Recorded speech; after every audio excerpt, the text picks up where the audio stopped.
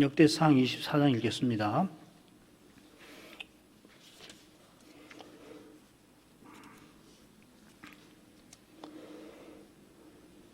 아론 자손의 반차가 이러하니라.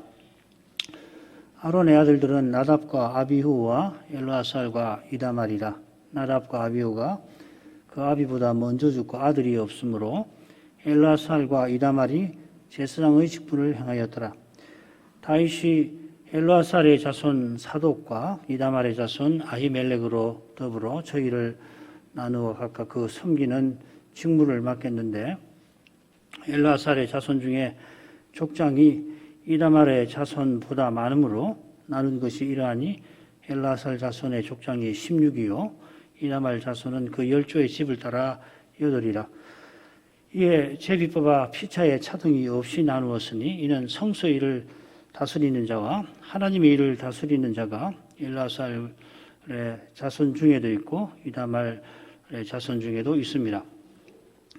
레위 사람 느다넬의 아들 서기관 스마야가 왕과 방백과 제사장 사독과 아비아달의 아들 아히멜렉과 및 제사장과 레위 사람의 족장 앞에서 그 이름을 기록하여 엘르아살 자손 중에서 한 집을 취하고 이다말의 자손 중에서 한 집을 취하였으니, 첫째로 제비 뽑힌 자는 여호야립이요, 둘째는 여다야이요, 셋째는 하림이요, 넷째는 소림이요, 다섯째는 말기야요, 여섯째는 미야민이요, 일곱째는 하쿠스요, 여덟째는 아비야요, 아홉째는 예수와요, 열째는 스가냐요, 11째는 엘리야십이요, 12째는 야김이요, 13째는 훗바요, 14째는 예세바비요, 15째는 빌가요, 16째는 임멜이요, 17째는 헤실이요, 18째는 하피세스요, 19째는 부다히아요, 20째는 여헤스겔이요, 21째는 야긴이요, 22째는 가물이요, 23째는 들라야요, 24째는 마시아라. 이와 같은 반차로 여호와의 전에 들어가서 이스라엘 하나님 여호와께서 저희 조상 아론에게 명하신 규례대로 수종 들었더라. 레위 자손 중에 남은 자는 이러하니, 아므람의 아들 중에는 수바엘이요, 수바엘의 아들 중에는 예드야며 르하비아에게서 이르러는 그 아들 중에 족장 이시야요, 이스라엘의 아들 중에는 슬로못이요, 슬로못의 아들 중에는 야핫이요, 헤브론의 아들들은 장자 여리야와 둘째 아마리아와 셋째 야시엘과 넷째 여가모함이요, 우시엘의 아들은 미가요, 미가의 아들 중에는 사밀이요, 미가의 아우는 이시야라.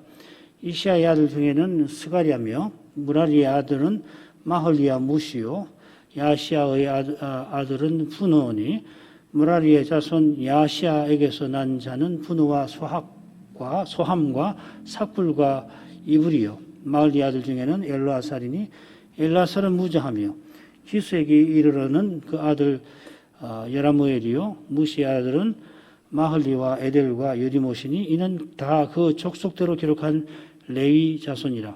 이 여러 사람도 다윗 왕과 사독과 아히멜렉과 및 제사장과 레위 족장 앞에서 그 형제 아론 자손처럼 제비 뽑혔으니, 장자의 종가와 그 아우의 종가가 다름이 없더라. 여기까지입니다.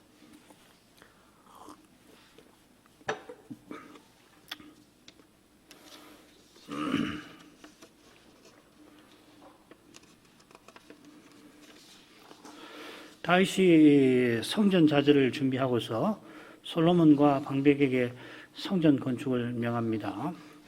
이 성전 건축이 그저 신전 하나 만드는 것이 아니라 만왕의 왕을 모시고 그 통치를 받는 일이고, 그래 다윗은 그 통치가 성전 건축 이후에 잘 드러나도록 레위 제도와 군사 및 행정 제도를 알려주게 됩니다. 이 제도는 성전 식양과 더불어서 여호와께서 성신으로 다윗에게 주신 것입니다. 인생이 하나님을 가까이 하는 것이나 섬기는 일도 하나님께서 친히 지시하십니다. 세상 나라와 거룩한 백성으로 삼으신 여호와께서 그 사명을 이룰 길을 친히 내십니다. 그 길이 바로 오실 메시아이십니다. 다윗이 성전 건축을 준비하는 일과 솔로몬이 성전을 건축하는 일이 언약을 이루는 일인데, 언약을 이루시는 분은 바로 여호와와 그분의 메시아이십니다. 이게 시편 2편의 주제이죠. 여호와의 종으로 오시는 여호와께서 구원과 소망이십니다. 다윗이 짧은 머릿말 23장 1, 2절에 이어서 레위 제도를 먼저 설명을 합니다. 이 레위 제도가 넉 장에 걸쳐서 23장부터 26장에 걸쳐 많이 나오는 만큼 사실 얼른 읽어서는 내용을 알기가 어렵습니다. 어려운 것은 특히 이 제사장에 관한 내용이 레위 사람에 관한 내용에 섞여서 나오기 때문이기도 합니다. 그래서 지난 시간에는 쭉 그 내용을 나열을 했는데 오늘은 조금 줄거리를 잡아서 말씀을 드리겠습니다. 23장 3절부터 5절에는 이 레위 사람의 역할 4가지가 나옵니다. 전 사무 보살피는 자, 유사와 재판관, 그리고 문지기, 찬양대 이렇게 나오죠. 그 다음에 이제 6절부터 27절까지 있는 레위 가문의 24반열 그 책임자가 나오죠. 그리고 오늘 살필 부분에 이 레위 사람의 직무가 중간에 나옵니다. 그리고 24장으로 하면은 제사장의 24반열이 나와요. 반열의 책임자 이름이 나오죠. 그런 다음에 이제 24장 후반부부터 26장까지는 내 역할과 직무에 따른 책임자들이 나옵니다. 그래서 먼저 24장 후반부에는 레위 자손 중에 남은 자, 그 다음 찬양대, 문지기, 그 유사와 재판관이 쭉 나오게 되는 겁니다. 이게 줄거리를 보면 제사장과 레위 사람의 제도가 그 역할과 직무에 초점을 두고 있음을 잘 보여줍니다. 가운데 레위 사람의 직무가 나오는데 이미 모세 성막에서 이루어지던 일이긴 합니다만 거기 가운데 뭐가 나오냐면은 찬미의 제사가 가운데 나와요. 조금 이따가 확인할 겁니다. 하나님의 집에서 하나님을 섬기는 일을 위하여서 레위 가문의 24반열과 제사장의 24반열이 세워집니다. 이들이 총 책임자가 되는 셈이죠. 제사장 24반열의 책임자들은 물론 대제사장의 지시를 받고 레위 가문의 24반열의 책임자들도 그러합니다. 하나님의 전에서 섬기는 일을 맡은 24반열의 책임자 24장 후반부에 나오고요. 그 다음 찬양대의 24명의 책임자, 그리고 문지기의 24반열의 책임자, 또 유사 재판관도 레위 가문의 24반열의 책임자에게 지시를 받았을 겁니다. 레위 사람의 직분은 아론 자손에게 수종들어 또 아론 자손의 직무를 지켜 수종드는 것입니다만 상관계가 있는 것이죠. 레위 가문의 24반열의 책임자들은 제사장의 이 24반열의 책임자와 함께 하나님 섬기는 일에 힘썼습니다. 그 형제 아론 자손이라는 표현에도 암시가 되어 있고요. 각 주를 돌아가셔서 읽어보시면은 이 모세 시대와는 사뭇 다른 관계가 드러나고 있다는 걸 알 수가 있습니다. 레위 사람의 직무 부분 읽겠습니다. 23장 28절부터 32절. 그 직분은 아론의 자손에게 수종들어 여호와의 전과 뜰과 골방에서 섬기고 또 모든 성물을 정결케 하는 일 곧 하나님의 전에서 섬기는 일과 또 진설병과 고운 가루의 소재물 곧 무교전병이나 남비에 지지는 것이나 반죽하는 것이나 또 모든 저울과 자를 맡고 새벽과 저녁마다 서서 여호와께 축사하며 찬송하며 또 안식일과 초하루와 절기의 모든 번제를 여호와께 드리되 그 명하신 규례에 정한 수요대로 항상 여호와 앞에 드리며 또 회막의 직무와 성소의 직무와 그 형제 아론 자손의 직무를 지켜 여호와의 전에서 수종드는 것이더라. 줄거리를 이 번역이 지금 정교하지 않아서 줄거리 찾기가 사실 어렵긴 한데 28절 상반절이 그 머릿말 같은 겁니다. 아론의 자손에게 수종들어 여호와의 전에서 섬기는 일을 위하여. 그래서 이제 레위 사람이 맡은 일이 뭐가 나오냐면 지키는 일이 29절까지 쭉 나옵니다. 이 번역을 봐서는 이 지키는 일하고 섬기는 일을 분간하기 어려운데 조금 이따가 이 지키는 일이라는 것을 말씀을 드릴 겁니다. 그리고 가운데 레위 사람이 맡은 섬기는 일이 이 찬미의 제사와 이 번제 드리는 일을 돕는 것, 이 둘로 나옵니다. 그리고 32절에 가면 레위 사람이 이 맡은 지키는 일, 이 수직 임무, 지키는 임무에 관한 이야기가 32절 상반절에 나오고 32절 하반절에 다시 여호와의 전에서 섬기는 일을 위하여 지키는 일을 맡았다. 뭐 이렇게 되어 있습니다. 우선 아론의 자손이 처음과 끝에 나옵니다. 레위 사람의 직분 혹은 직무는 아론 자손에게 수종드는 일이고, 이건 조금 전에 말씀을 제가 드리고, 이건 뭐 민수기 때도 배웠고 또 성막 공부할 때 레위기에서도 배운 겁니다. 둘째로 제사장이 여호와의 집에서 섬기는 일에 레위 사람이 돕습니다. 이 표현이 아론의 자손과 함께 이 부분의 처음과 끝에 나옵니다. 그래서 28절을 번역은 좀 고칠 필요가 있는데, 번역해 보면은 그 직무는 아론의 자손에게 수종들어 여호와의 전에서 섬기는 일을 위하여, 이렇게 되어 있습니다. 셋째로 레위 사람은 여호와의 전에서 섬기는 일을 위하여서 지키는 일을 맡습니다. 그게 이제 32절 하반절하고 28절 하반절부터 29절 그리고 32절이 2절 상반절이네요. 32절 상반절이 그 내용이 됩니다. 제사장이 이 제사를 잘 드리도록, 이 섬기는 일이죠. 레위 자손이 뜰과 골방을 관리하는 일, 또 여호와의 전에서 섬기는 일, 모든 성물, 진설병을 비롯한 소재물을 정결케 하는 일, 이 정결케 하는 일을 다 걸어야 됩니다. 그게 합당한 소재를 드리도록 정결한 상태로 유지하는 일이란 말이죠. 그건 지키는 일이죠. 또 모든 저울과 자, 이것도 지키는 일이라고 할 수 있죠. 그죠? 하나님께서 정하신 규격대로 그렇게 해야 되니까. 자, 이것은 레위 사람이 지키는 일인데 32절에 그 내용이 분명하게 또 나옵니다. 그래서 사역을 좀 해야 되겠습니다. 또 회막의 수직 임무와 성소의 수직이란 말은 지킨다는 말이죠. 그죠? 수직 임무와 그 형제 아론 자손의 수직 임무를 지키는 것이니, 이 동사하고 명사가 같은 낱말에서 동사에서 나온 말입니다. 이 샤마름하고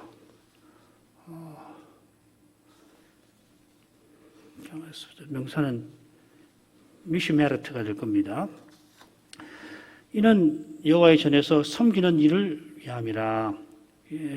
하나님을 가까이 하는 일을 해야 하는데 그것을 위해서 전제적으로 이 성막을 거룩하게 지켜야 한다고 전에 배웠잖아요. 같은 것입니다. 자, 여기 보면 회막이 나옵니다. 아직 기본의 회막이 있습니다. 그처럼 성전의 생활 레위 자손의 일이 성막과 근본적으로 다르지 않음을 보여줍니다. 레위 자손이 이 수직 임무도 맞습니다. 수직 임무는 말씀드린 대로 섬기는 일을 위함입니다. 하나님께 가까이 나가는 제사를 잘 드리려면 먼저 성막의 거룩함을 지켜야 합니다. 증거막에 대한 수직 임무, 그것이죠. 교회가 거룩해야 하나님을 가까이 합니다. 교회가 거룩하려면은 오직 그리스도를 고백해야 합니다. 예수께서 나로 말미암지 않고서는 아버지께 올 자가 없다 하셨습니다. 레인이 회막의 수직 임무, 성소의 수직 임무, 아론 자손의 수직 임무를 맡는데, 백성이 회막에 함부로 다가가거나 정해지지 않은 제사장이, 반열과 상관없는 제사장이 성소에 들어가지 못하게 회막 바깥이나 뜰에서 경계를 맡는 것입니다. 눈에 띄는 부분이 이 부분 한가운데 나옵니다. 그건 제사에 관한 겁니다. 제사는 하나님을 섬기는 일이죠. 제사 중에 특별히 이 번제를 언급합니다. 레인이 번제를 드리지는 않고 제사장이 번제를 드리는데 안식일, 초하루, 절기의 제사장이 여호와께 드리죠. 이 일에 이제 레인이 도와야 되잖아요. 다른 제사도 있는데 번제를 언급한 것은 이 번제가 성전 건축의 핵심 의미를 담고 있어서 그런 것일 겁니다. 그 내용은 뭐냐면 이스라엘이 하나님의 특별한 소유라 하는 거죠. 번제를 절기에 드린다 하고서 항상 드린다 이렇게 되어 있어요. 이 항상이란 말이 이 타미드 이죠. 그러니까 항상 드리는 번제가 매일 아침 저녁에 드리는 상번제 올라 타미드 이렇게 되겠죠. 그런데 여기 상번제가 언급이 되지 않습니다. 왜 상번제를 언급하지 않았을까? 번제의 대표는 상번제인데 왜 안 되어 있냐면 30절에 있습니다. 그게 30절에 나오는 그 찬미의 제사예요. 아침과 저녁으로 드리는 찬미 제사가 상번제에 해당된다 이 말이죠. 이 찬미 제사는 제사장이 아니라 레위 사람이 맞습니다. 지금 다윗 시대니까 언약궤를 모신 예루살렘 장막에서 이 찬미 제사가 이루어지고 있죠. 마지막으로 아론 자손을 레위인의 형제라 부른 점에 주목할 만합니다. 역대상 24장 31절에도 나오는데요. 사실 아론 자손이 레위 사람에게 형제인 것은 뭐 너무도 당연합니다만은 직분을 지금 설명하는 맥락에서 형제라 부른 것은 우리 생각만큼 당연하지는 않습니다. 이런 표현이 달리는 구약 성경에 나오질 않습니다. 성경을 형제라는 말을 다 뭐 굉장히 많이 나오는데 찾아보면 이런 경우에는 쓰이지가 않아요. 역대기 선지자가 이런 표현을 쓴 것은 레위 사람의 직무가 제사장 직무만큼 중요하게 된 변화를 잘 보여준다 할 것입니다. 그러니까 제사장 이야기가 매우 주변부로 이렇게 가는 거죠. 레위 사람에 관한 이야기가 훨씬 많잖아요.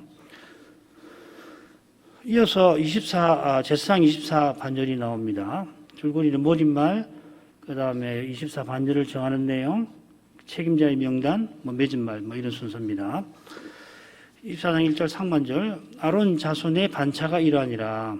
앞서 레위 가문에는 반절이라고 번역되어 있는데 같은 낱말을 여기서는 반차라고 했습니다. 이걸 통일시키면 좋을 것 같아요. 이 반절이 문지기, 또 찬양대, 또 군대 장관에도 사용됩니다. 물론 이미 여호수아 시대 때 이 말이 땅을 기업을 나눌 때에 이 낱말이 물론 이미 쓰였습니다. 같은 의미라고 말씀드렸죠. 잘 아시는 대로 세례요한의 아버지 사가랴가 아비야 반절입니다. 10절에 보시면은 8째 반절로 이 아비야가 책임자로 나옵니다. 각 반절이 차례대로 제사장 임무를 맡는 겁니다. 각 반절은 매년 일주일씩 2차례 성전에 가서 봉사하게 됩니다. 각 반절 중에 제비를 뽑아가지고 성소에 들어가 분향하는 일을 맡는데 마침 사가랴가 제비 뽑혀서 성소에서 가브리엘을 만나 세례요한 낳는 일을 듣지요. 이어서 24 반절을 정하는 일이 나옵니다. 레위 사람의 반절을 정할 때와 마찬가지로 아론의 아들들을 따라서 정하는 거라 먼저 아론의 아들들에 관한 이야기가 먼저 나옵니다. 읽겠습니다. 아론의 아들들은 나답과 아비후와 엘르아살과 이다말이라.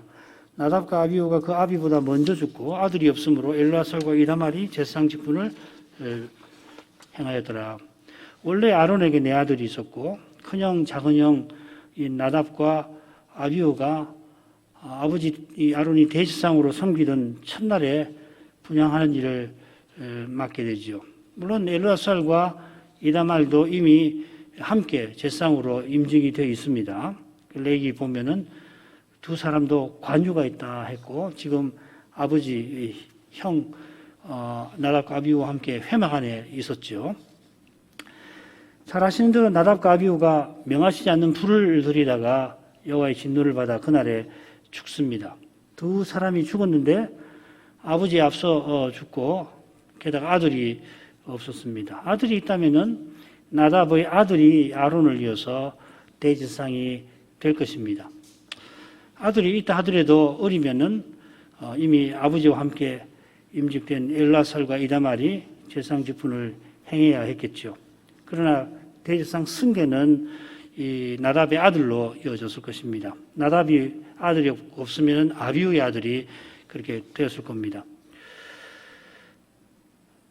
3, 4절 다윗이 엘라살의 자손 사독과 이다말의 자손 아히멜렉으로 더불어 저희를 나누어 각각 그 섬기는 직무를 맡겼는데 엘라살의 자손 중에 족장이 이다말의 자손보다 많으므로 나눈 것이 이러하니 엘라살 자손의 족장이 16이요 이다말 자손은 그 10조의 집을 따라 8이라.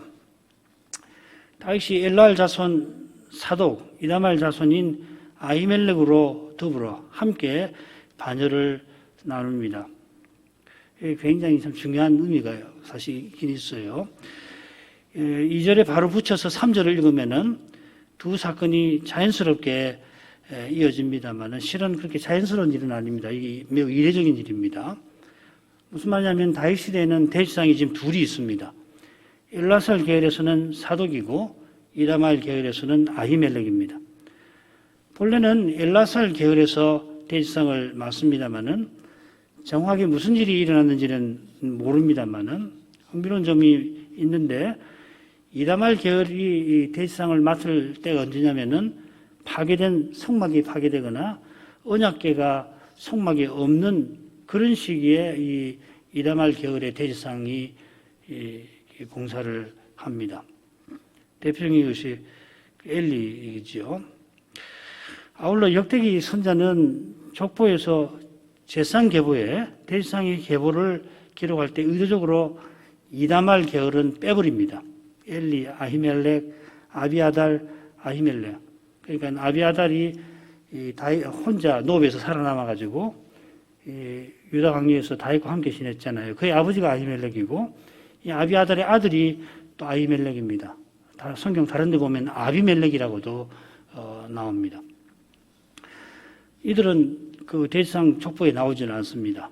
물론 엘리 아버지도 대제사장이었던 것 같아요. 조사해 보면 그 몇 대 위부터인데 이 사사시대 그 후반기부터 중반기 이후부터 그런 일이 이다말 계열이 대제사장을 맡았고 이건 뭘 의미냐면은 이스라엘 나라가 매우 신앙적으로 문제가 있었다는 반증이겠죠. 뭐 그 정도까지만 이야기할 수 있을 겁니다. 그리고 이다말 계열이 봉사할 때는 대제사장으로 봉사할 때는 특징이 뭐냐면은 성전이 파괴되거나 언약궤가 성막에 없는 시기라고 하는 겁니다. 그래서 역대기 선자는 족보에 빼버려요. 그러나 다윗은 사독과 아비아달의 아들인 아히멜렉을 대제사장으로 삼습니다. 지난번에 우리 봤죠. 물론 다윗이 언약궤를 옮긴 이후에 기본 성막에서 상번제 드리는 일을 사독과 그 자손에게 맡깁니다. 좀 의도적입니다. 솔로몬이 모반에 참여한 아비아달을 제거하고 제사장 사독으로 아비아달을 대신하게 하였습니다. 그때 분하야로 요압을 대신하여 군대 장관을 삼기도 했습니다. 달리 표현하면은 다윗 시대에는 아비아달이 이미 나이가 많아서 대제사장직에서 물러났는데도 제사장 중에서 권력을 쥐고 있었던 것 같고 요압이 이 군대에서 권력을 쥐고 있어가지고서 이 다윗의 통치에 큰 장애가 되고 있었던 것입니다. 그래서 다윗이 이 제사장 반열을 나눌 때에 이 두 제사장과 함께 일을 처리하지 않을 수가 없었을 겁니다. 두 계열에서 각각 그 섬기는 직무를 맡겼다 했는데 그들의 섬기는 일에 감독하는 일을 맡겼다고 되어 있습니다. 이 퍼쿠다라는 말도 나오는데 감독이 좋습니다. 엘라살 후손 중에 족장이 많아서 반열의 책임자가 엘라살 계열에서는 16명이고 이다말 계열에서는 8명이었습니다.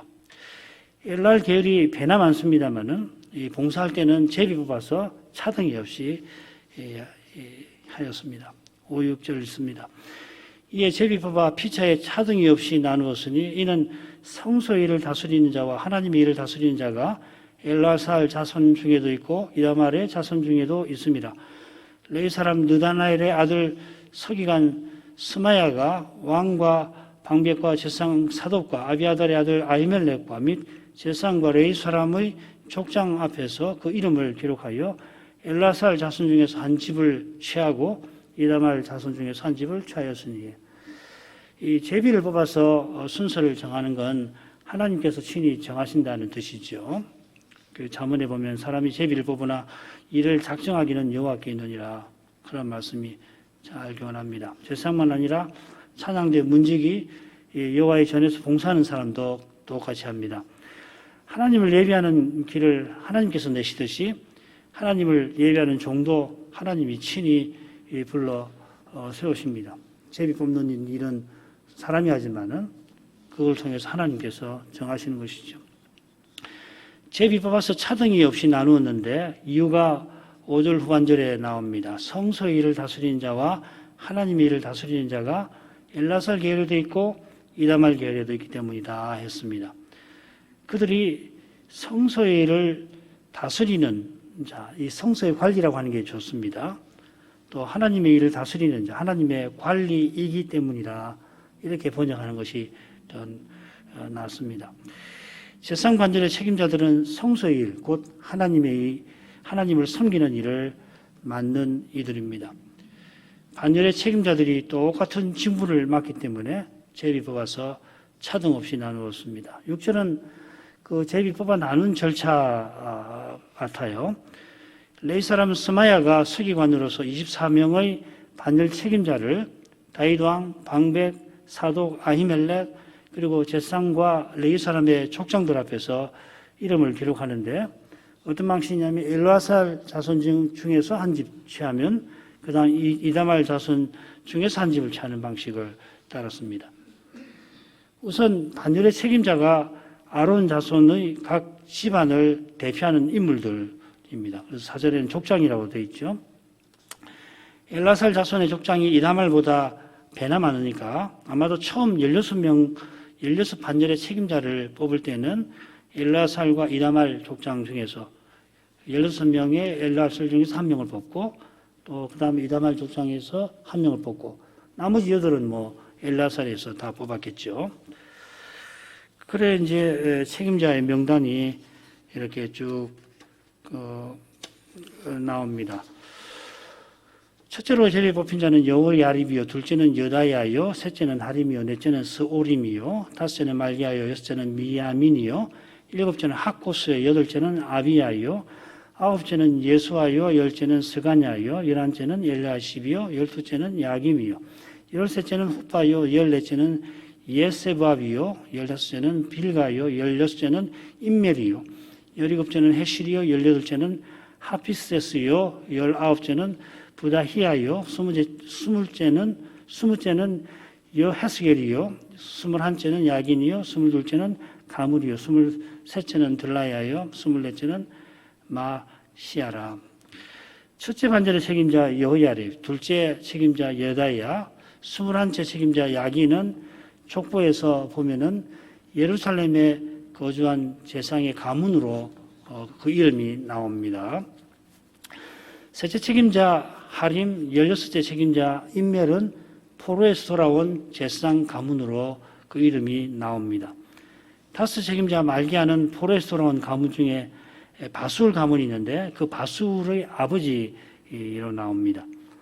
일곱째 책임자 학고스는 포로에서 돌아올 때 계보에서 자기 이름을 찾아도 얻지 못한 사실로, 처음에는 이 학고스 자손이 이 족보에 없으니까 부정하다 여겨져서 제사장 직분을 맡기지 않다가 아마 후에 맡게 되었을 것입니다.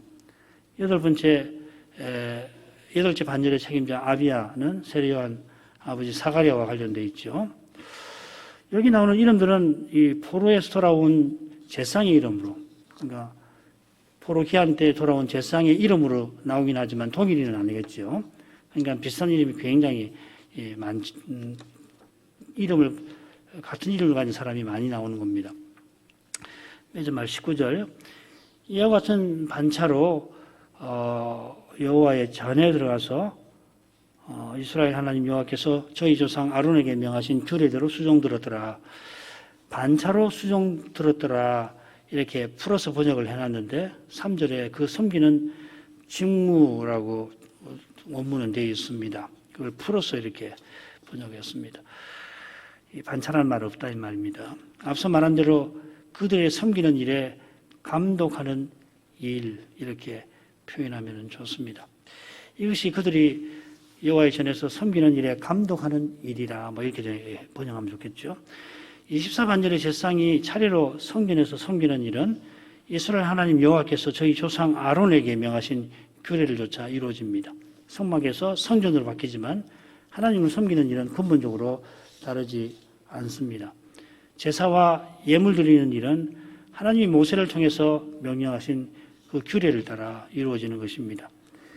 이 규례는 인생이 하나님을 가까이 하도록 하나님이 친히 내신 길을 보여주십니다.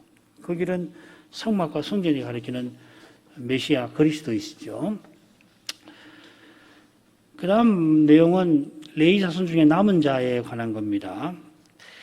말씀드린 대로 24반절에 이어서 레위 사람의 네 역할이 이어집니다. 먼저는 여호와의 전에서 섬기는 자들에 관한 것입니다. 머릿말, 목록, 맺은말 이렇게 되어 있습니다. 20절 상반절 레위 자손 중에 남은 자는 이러하니 우리가 역대상 23장부터 26장의 줄거리를 통해서 레위 자손 중에 남은 자들이 이 레위 사람의 네 역할 중에 여호와의 전에서 섬기는 일을 맡은 사람이라 해석을 했습니다. 다만 왜 남은 자라고 불렀나 잘 알기는 어렵습니다. 여호와의 전에서 섬기는 그걸 주로 직무로 하는 제사장 24반열이 앞서 나왔으니까 레위 아들들 중에서 그 일을 돕는 자들을 남은 자라 부른 것 같기도 합니다. 여기 목록에 나오는 이름 중에 절반이 레위 세 가문의 12반열의 책임자로 나옵니다. 좌측이 이제 레위 가문, 전체 가문의 24반열 책임자고 오른쪽이 레위 자손 중에 남은 자인데 보시면 게르손은 없습니다. 그 다음에 고핫 자손은 보면은 스바엘 같은 인물 같고 슬로밋, 또 아마레, 야시엘, 여가무함, 미가, 이시야 그리고 이시야는 24반열 전체 24반열 책임자이기도 하죠, 그죠?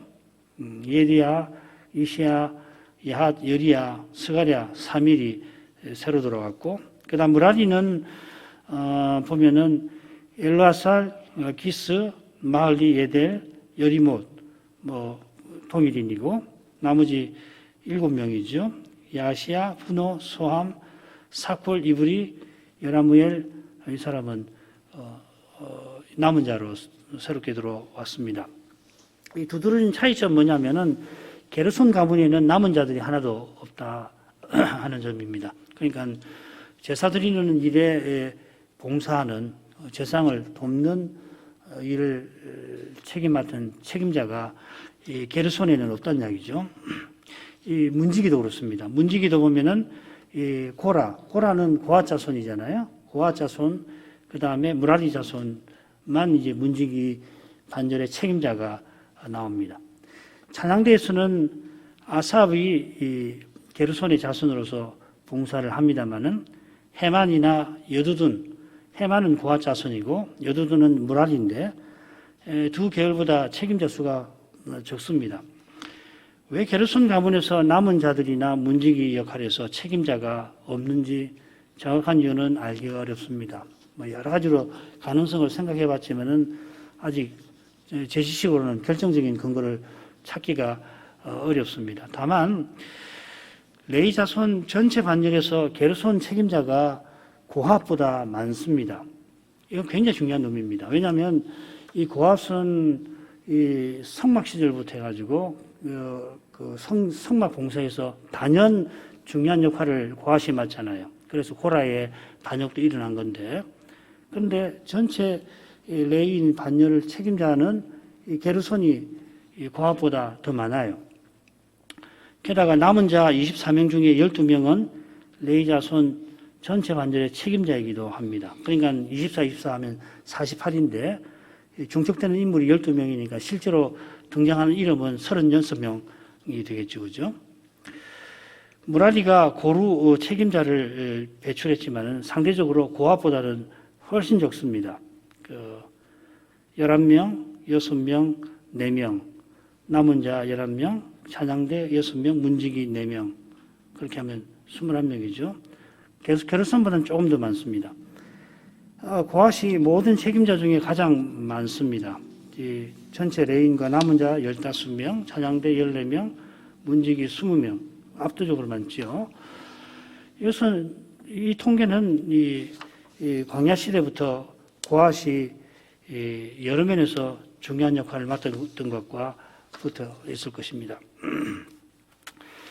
20절 하반절부터 제사장을 도와서 하나님의 집에서 섬기는 일을 맡은 책임자들의 이름이 나왔고 조금 전에 살폈습니다. 다만 26, 27절에 이 분호가 야시아의 아들로 거듭 나오죠. 26, 27절이 사실 번역하기가 굉장히 어렵습니다. 학자들은 이 사본이 파괴가 됐을 거다. 그렇게 주장하는 사람도 있습니다. 그 말이 그 말이지. 26, 27절 번역도로 하자면은 사실은 같은 말인데, 그 야시아하고 그의 아들 분호를 각각 책임자로 언급하는 것 같습니다. 이건 너무 전문적인 이야기니까 그렇게만 알아두시면 좋겠습니다. 이어서 이 단락의 맺은 말이 짧게 나옵니다. 30절 하반절 31절 이는 다 그 족속대로 기록한 레위 자손이라. 이 여러 사람도 다윗 왕과 사독과 아히멜렉과 및 제사장과 레위 족장 앞에서 그 형제 아론 자손처럼 제비 뽑혔으니 장자의 종가와 그 아우의 종가가 다름이 없더라. 그 족속대로라고 했는데 23장 24절에서는 그 종가를 따라 이렇게 번역되어 있습니다. 역대상에는 그냥 그 집이라 이렇게 되어 있습니다. 원문대로 하면은 그들의 조상들의 집을 따라 그래서 종가라고 했는데 이 종가라고 하면은 이제 장자 개념이 있으니까 사실은 조금 취하기가 어려운 번역이기도 합니다. 레위 세 가문에서 나온 유력한 집안을 따라서 여호와의 전에서 봉사하는 일에 책임자가 뽑혔습니다. 뽑는 방법은 제사장 반절의 책임자 뽑을 때와 같이요. 그 형제 아론 자손처럼 제비 뽑았다 했는데 여기 제비를 떨어지게 하여 뽑았다 이렇게 되었습니다. 봉사는 떨어지게 한다, 이렇게 떨어뜨린다, 그런 말입니다. 그렇지만은 문제는 이 제비가 대체 뭘까? 조약돌일까? 이 낱말이 조약돌과 관련이 있는데 조약돌인지 알 수도 없고 또 어떻게 뽑는지 성경은 알려주지를 않습니다.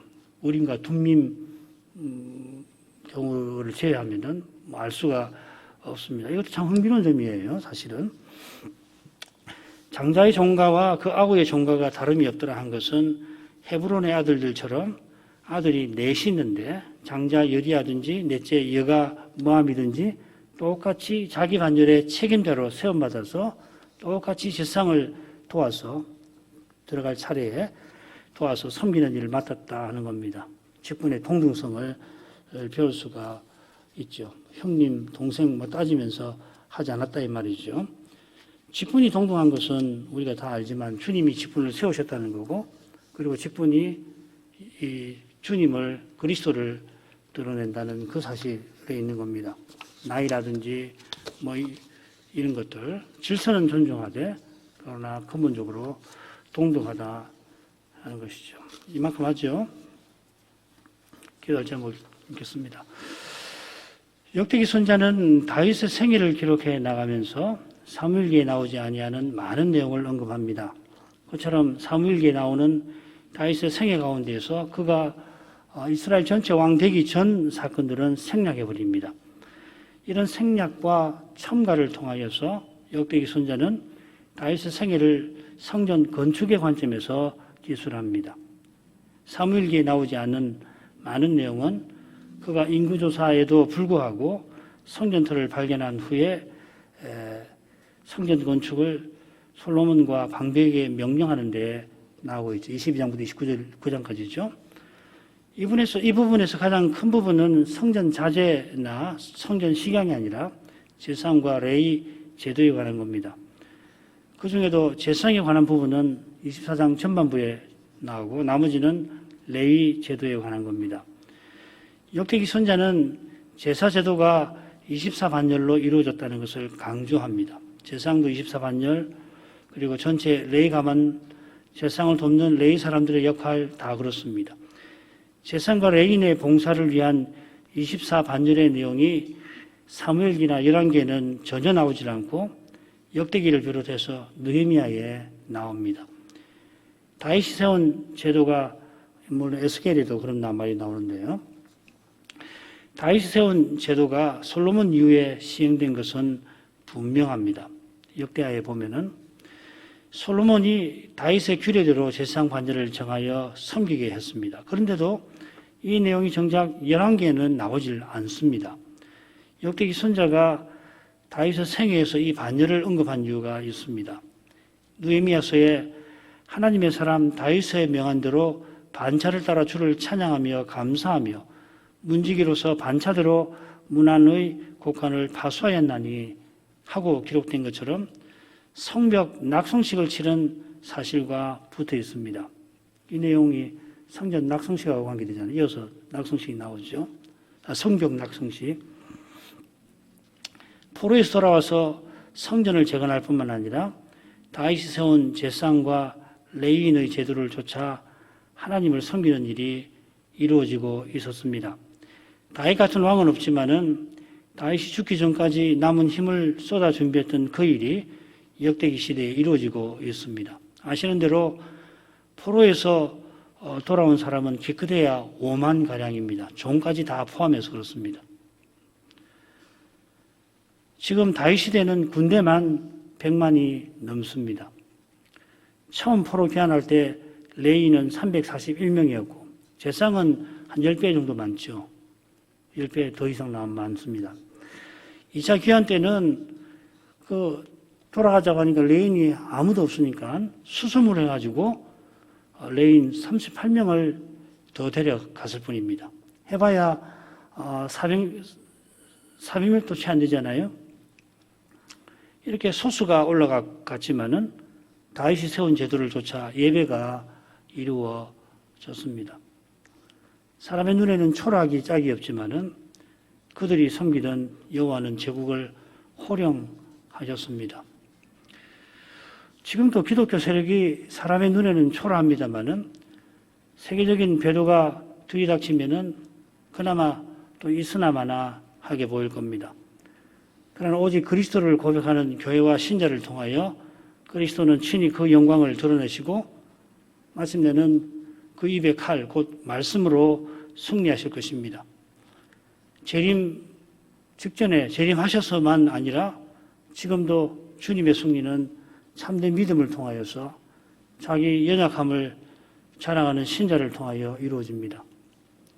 바울 사도가 복음 전파에 심각한 장애가 되는 자신의 그 연약한 병, 아마 병일 거라고 학자들은 말하지요. 육체의 가시. 그거 없애달라고, 병을 고쳐달라고 세 번이라고 구했을 때 주님께서 그의 병을 통하여서, 연약함을 통해서 사람을 친히 구원하시는 구원의 능력을, 주님의 능력을 드러내겠다 하셨습니다. 그리스도께서 사시는 일은 이처럼 늘 사람의 생각을 넘었습니다. 사람의 생각을 항상 접어버리고 주님 말씀을 듣고 받드는 것이 우리가 할 일일 것입니다. 이러한 믿음을 주시기를 이 시간에 기도하겠습니다. 같이 기도하겠습니다. 걸어가신 아버지, 역대기 선지자가 다윗의 생애와 관련하여서 사무엘기나 열왕기에 나오지 않는 많은 내용을 담았던 그 뜻을 이날에 생각하게 하십니다. 다윗이 성전 건축을 간절히 바라서 죽기 전까지 그 일 준비하는 데 생명과 마음을 다 쏟았지만은 역대기 선지자만이 그러한 사실을 생생하게 담아냈습니다.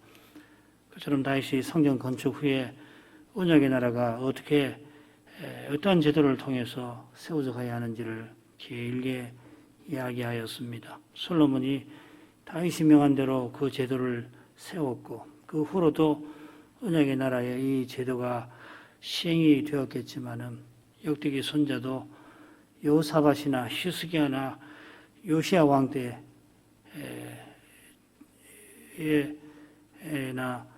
레위 사람의 찬양대와 레위 반열을 언급할 뿐입니다. 여호와께서 이 거룩한 제도를 세우신 뜻이 제대로 이루어진 시기가 이스라엘과 유다의 역사에서 희귀했을 것을 짐작합니다. 그래서 열왕기 손자는 왕들의 실패를 줄곧 그리고 생생하게 기록해 나갔을 것입니다. 이스라엘의 역사가 열왕기 선지자의 눈에는 포로 잡혀가지 않을 수 없는 그러한 역사였습니다. 그러나 역대기 선지자는 이스라엘이 포로 잡혀간 것으로 열왕의 역사를 끝내지 않고 포로 생활이 다 끝나고 고레스가 여호와의 명을 받들어서 예루살렘의 성전을 건축하는 그 일을 지지하는 것으로 끝냅니다. 제국의 황제가 너희 하나님 여호와께서 함께 하시기를 원하노라 한 대로 여호와께서 제국의 종에 불과한 자기 백성과 함께 해주시는 것을 역대기 선자가 전파한 줄 압니다. 그런 거룩한 안목으로 그가 위대한 왕 다윗의 생애를 다시금 살피고서 그 생애의 의미가 다윗의 그 위대함이 바로 여호와께서 함께 해주시는 거기에 있음을 드러내고 있습니다. 비록 소수가 포로에서 돌아왔지만은 다윗이 세운 제도가 그들에게서 시행되고 있었습니다. 다윗의 시대에 비하면은 너무도 초라해서 부끄러울 만한 그러한 형편이었지만은 그들이 재건한 성전에는 만왕의 왕께서 임재해 계십니다.